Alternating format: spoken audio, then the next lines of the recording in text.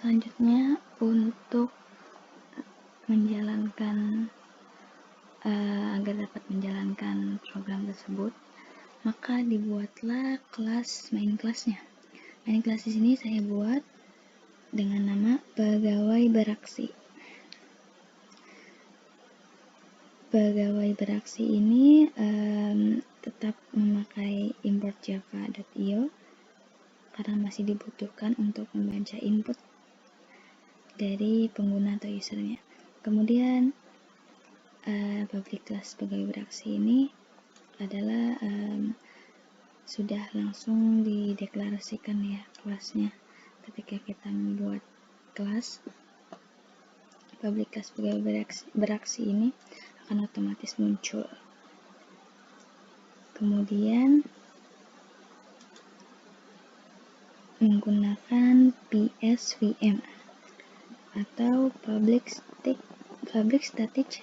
static void main strings args PSVM. Ini adalah metode utama untuk eksekusi program yang ingin dijalankan. Untuk metode eksekusi maka memakai PSVM ini. Kemudian adanya metode try,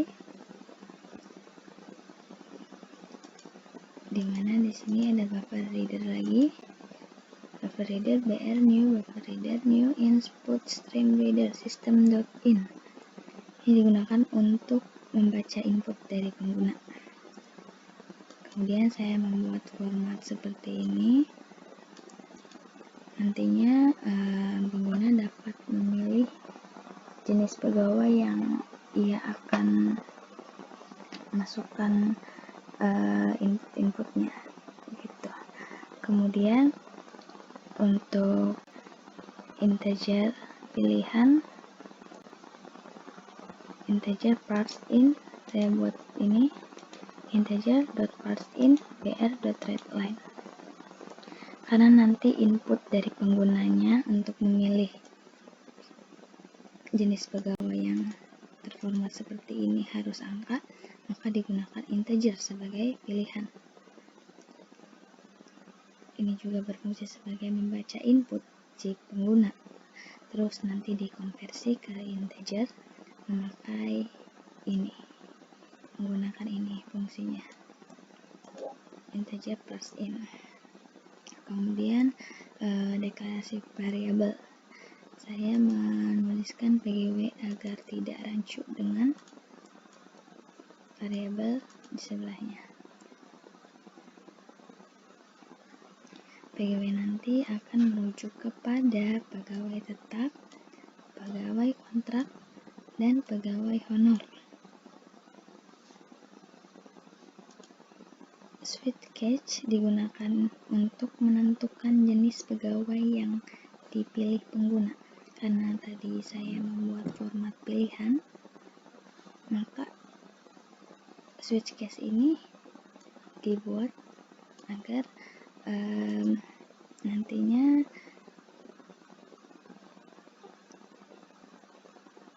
pengguna dapat memilih kemudian langsung menampilkan output yang diinginkan.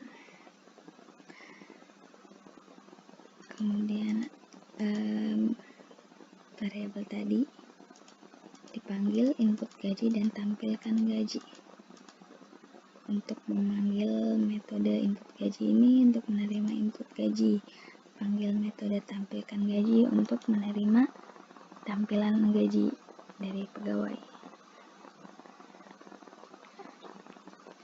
Kemudian pada bagian catch IO exception, number format exception system out println, saya buat format terjadi kesalahan input atau input harus berupa angka plus .getMessage. Ini digunakan untuk membuat pesan ketika pengguna ada kesalahan untuk menginput atau adanya kesalahan dari output ketika program sedang berjalan. Nah, block try catch ini juga digunakan untuk menangani kesalahan input. Misalkan adanya pengguna yang tidak sengaja memasukkan input gaji berupa huruf karena dia typo atau sebagainya, maka nanti ada pesan perintah terjadi kesalahan input. Input harus berupa angka. Sebagai contoh, kita arahin terlebih dahulu. Tampilan outputnya akan seperti ini, dimana di sini ada pilihan jenis pegawai, pegawai tetap, kontrak, honor. Di sini pengguna akan memilih, ia akan memasukkan data-data untuk pegawai tetapkah, kontrakkah, atau honor. Di sini saya coba untuk memasukkan data pegawai tetap. Saya pilih 1. Memasukkan gaji pokok, saya ketik 800.000. Kemudian untuk tunjangan transport 750.000. Kemudian tunjangan kesehatan 500.000. Kemudian tunjangan keluarga 345.000.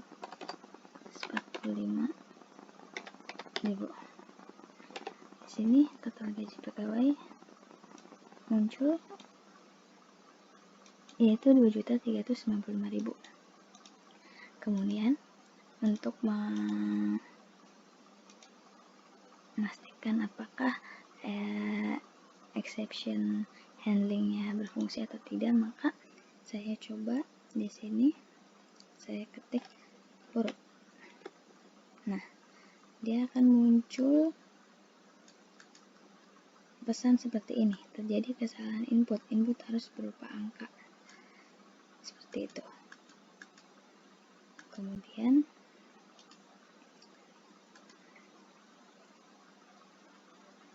selanjutnya, misalkan saya pilih 3, saya masukkan gaji pokok,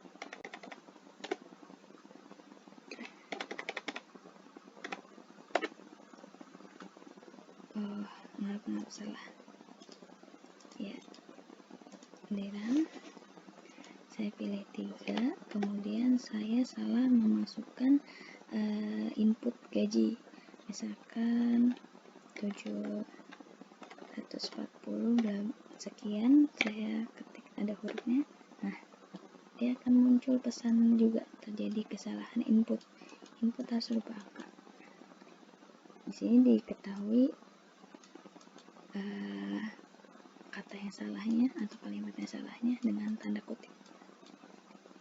Ya, demikianlah penjelasan dari saya. Sekian.